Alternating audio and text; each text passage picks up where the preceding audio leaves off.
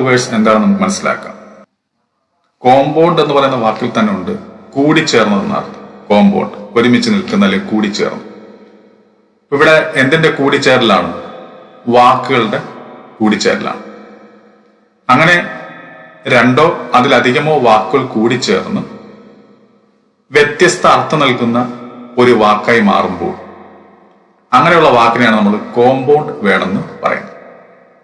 ഈ കൂടിച്ചേർന്ന വാക്കുകളെ സെപ്പറേറ്റ് ആയിട്ട് മാറ്റി നിർത്തുമ്പോൾ അതിന് വേറെ അർത്ഥങ്ങളാണ്. എന്നാൽ ഇവ ഒരുമിച്ച് നിൽക്കുമ്പോൾ നേരത്തെ ഉണ്ടായിരുന്ന അർത്ഥത്തിൽ നിന്നും മാറി വ്യത്യസ്തമായിട്ടുള്ള വേറൊരു അർത്ഥമായി മാറുന്നു. അപ്പൊ അങ്ങനെയുള്ള വാക്കുകളെ നമ്മൾ കോമ്പൗണ്ട് വേർഡ്സ് എന്ന് പറയും. നമുക്ക് ഒരു 25 കോമ്പൗണ്ട് വേർഡ്സ് നമുക്കൊന്ന് നോക്കാം ഈ ക്ലാസ്. ഇതൊക്കെ തീർച്ചയായിട്ടും പരീക്ഷയ്ക്ക് ചോദിക്കാൻ സാധ്യതയുള്ളതാണ്. അപ്പൊ നമുക്ക് ആദ്യമേ നോക്കാം ഫുഡ് റെസ്റ്റ്. ഇതൊരു കോമ്പൗണ്ട് വേർഡാണ്. കാരണം എന്താ? ഫുഡ് എന്ന് പറയുന്ന വേർഡും റെസ്റ്റ് എന്ന് പറയുന്ന വേർഡും കൂടെ ചേർന്ന് ഉണ്ടായ വാക്കാണ് ഫുഡ് റെസ്റ്റ്. അതുപോലെ ഫോർ ബിയറർ. ഫോർ എന്ന് പറയുന്ന വാക്കും ബെയറർ എന്ന് പറയുന്ന വാക്ക് ഇത് രണ്ടുകൂടെ ചേർന്നാണ് ഫോർ ബെയർ എന്നായത്.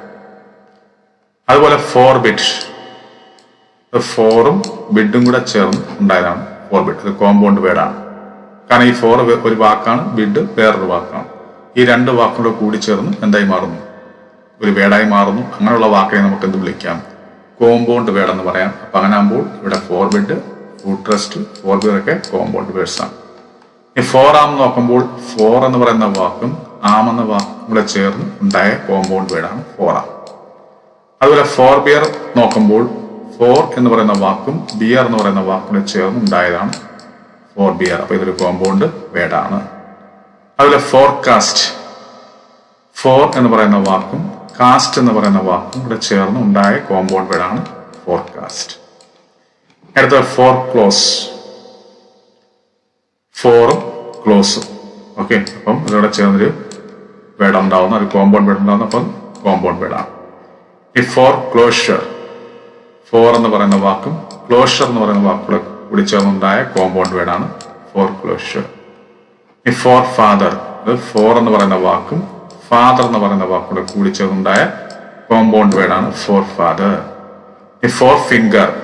ഫോർ എന്ന് പറയുന്ന വാക്കും ഫിംഗർ എന്ന് പറയുന്ന വാക്കുകൾ ചേർന്നുണ്ടായതാണ് ഫോർ ഫിംഗർ.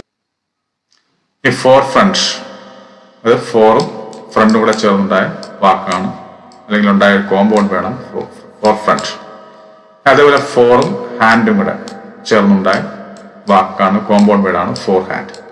ഫോർ ഹെഡ് ഒരു കോമ്പൗണ്ട് വേർഡാണ്. അല്ല ഫോർ ലെഗ് ആണ് ഫോർ ലെഗ്. അപ്പൊ ഇത് കോമ്പൗണ്ട് വേർഡാണ്. ഒരു ഫോർ മാൻ. ഫോറും മാനും കൂടെ ചേർന്നുണ്ടായതാണ് കോമ്പൗണ്ട് വേർഡാണ് foreman. Forerunner. Forerunner. Okay, ഒരു കോമ്പൗണ്ട് വേർഡാണ്. ഇനി ഫോർ സി. ഫോർ സി മുൻകൂട്ടി കാണുന്നതിന് നമ്മൾ ഫോർ സി എന്ന് പറയുന്നത്. അപ്പൊ അതൊരു കോമ്പൗണ്ട് വേർഡാണ്. ഇനി ഫോർ സൈറ്റ്. ഫോർ സൈറ്റ് അത് ചേർന്ന് ഒരു കോമ്പൗണ്ട് വേർഡ് ഉണ്ടായി ഫോർ സൈറ്റ്. ഇനി forest land. Forest land. Forest എന്ന് പറയുന്ന വാക്കും ലാൻഡ് എന്ന് പറയുന്ന വേറെ വാക്കുകൂടെ കൂടി ചേർന്നുണ്ടായ ഒരു കോമ്പൗണ്ട് വേർഡാണ് ഫോറസ്റ്റ് ലാൻഡ്. For ever. അത് ഫോറും എവറും കൂടെ ചേർന്നുണ്ടായതാണ് ഫോർ എവർ. Forget. ഇതാണ് നമ്മുടെ എല്ലാവർക്കും സംശയം ഉണ്ടാകുന്ന ഒരു വാക്ക്. ഫോർ ഗെറ്റ് കോമ്പൗണ്ട് വേർഡാണോ നോക്കുമ്പോൾ ഇവിടെ നോക്കുമ്പോൾ ഫോർ എന്ന് പറയുന്ന വാക്കും ഗെറ്റ് എന്ന് പറയുന്ന വാക്കുകൂടെ കൂടി ചേർന്നുണ്ടായ ഒരു കോമ്പൗണ്ട് വേർഡാണ് ഫോർ ഗെറ്റ്. ഫോർ നമുക്കറിയാം വേണ്ടി, ഗെറ്റ് നേടുക. ഇങ്ങനെ അർത്ഥമുള്ള രണ്ട് വാക്കുകൾ കൂടിച്ചേർന്ന് ഫോർഗെറ്റ് എന്നായപ്പോൾ ഇതിന്റെ അർത്ഥം എന്തായി മാറുന്നു? വേറൊരു അർത്ഥം, ഇതുമായിട്ട് യാതൊരു ബന്ധമില്ലാത്ത അർത്ഥമാണ് ഈ ഫോർഗെറ്റ് എന്നുള്ളത്, മറക്കുക എന്നാണ്. എന്നാൽ ഫോറിന്റെ മാത്രം എടുക്കുമ്പോൾ വേണ്ടി അല്ലെങ്കിൽ കാരണം എന്നൊക്കെ അർത്ഥമുണ്ട്. ഗെറ്റിന് കിട്ടുക, നേടുക എന്നർത്ഥമുണ്ട്. ഓക്കെ, അപ്പൊ അങ്ങനെ ഇത് അങ്ങനെ വ്യത്യസ്തമായിട്ടുള്ള രണ്ട് വാക്കുകൾ കൂടി ചേർന്ന് വേറൊരു അർത്ഥമുള്ള വാക്കായി മാറി. അപ്പൊ ഫോർഗെറ്റ് മറക്കുക. അപ്പൊ തീർച്ചയായിട്ടും ഫോർഗെറ്റ് എന്താണ്? ഒരു കോമ്പൗണ്ട് വേർഡാണ്. Forgive. ഫോറും ഗീവും ഇവിടെയും നോക്കുമ്പോൾ ഫോർ വേണ്ടി എന്നർത്ഥം, ഗീവ് കൊടുക്കുക. എന്നാൽ ഫോർ ഗീവ് എന്ന് പറയുമ്പോൾ എന്തായി മാറുന്നു? ക്ഷമിക്കുക എന്നർത്ഥം. ഓക്കെ, ക്ഷമിക്കുക എന്നൊക്കെയാണ്, അല്ലെങ്കിൽ മാപ്പ് നൽകുക എന്നൊക്കെയാണ് ഫോർഗീവ് കൊണ്ട് ഉദ്ദേശിക്കുന്നത്. വ്യത്യസ്തമായ ഒരു വാക്കായി മാറി. അപ്പൊ ഇതെന്താണ്? ഒരു കോമ്പൗണ്ട് വേർഡ്. പിന്നെ ഫോർക്ക് ലിഫ്റ്റ്. ഫോർക്ക് എന്ന് പറയുന്ന വേറൊരു വാക്ക്, ലിഫ്റ്റ് എന്ന് പറയുന്ന വേറൊരു വാക്ക്.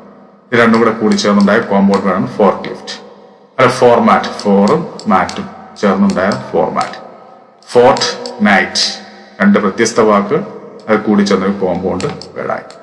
അപ്പൊ നമ്മൾ ഈ പഠിച്ച ഈ 25 വാക്കുകൾ ഇതെല്ലാം കോമ്പൗണ്ട് വേർഡ്സ് ആണ്. ഇതൊക്കെ പരീക്ഷയ്ക്ക് ചോദിക്കാം. Food rest, forbearer, forbid, forearm, forbear, forecast, foreclose, foreclosure, forefather, forefinger, forefront, forehead, foreleg, foreman, forerunner, foresee, foresight, ഫോർ സ്ലാൻഡ്, forever, forget, forgive, forklift, format, format.